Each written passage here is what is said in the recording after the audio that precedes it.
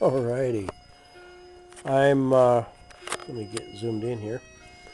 Working on the aileron control horn bell crank assembly on top of the root tube. And I had mentioned earlier in another video about marking the top.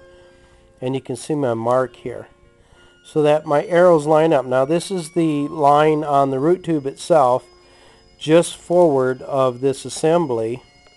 Okay, and you can see where I've marked a center line. Then I lined up my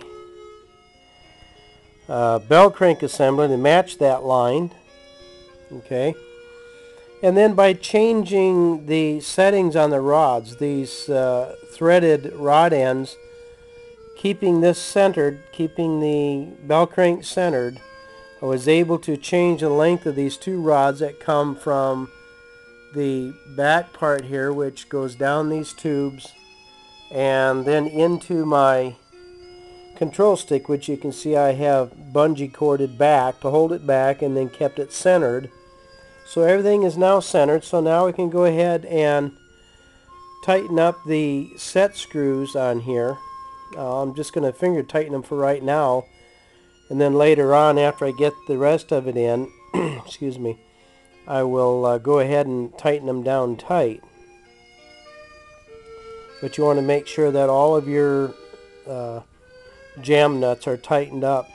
Now, one thing I do want to point out, when you put the rod ends in, if I get up close here, the back side of that ball is right up against that plate. So on the top, I'm going to go ahead and put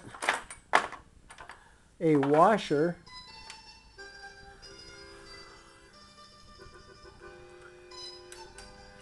And then on top of that washer will go I'll put the castle nut, okay? And if I can get in close enough here, what I want to point out is the purpose of that washer. If you look at that rod ball, the ball there in the middle of that rod, it's got a flat end on it. That flat end is going to set flat against this plate and then flat against that washer when you tighten that down. And that is used to capture the ball rod end, the ball in there.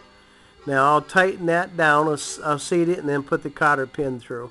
Notice that all of the nuts, castle nuts, are facing up on this assembly, and that will be true when you hook your aileron push crank rod, aileron push rods into there. Boy, I tell you.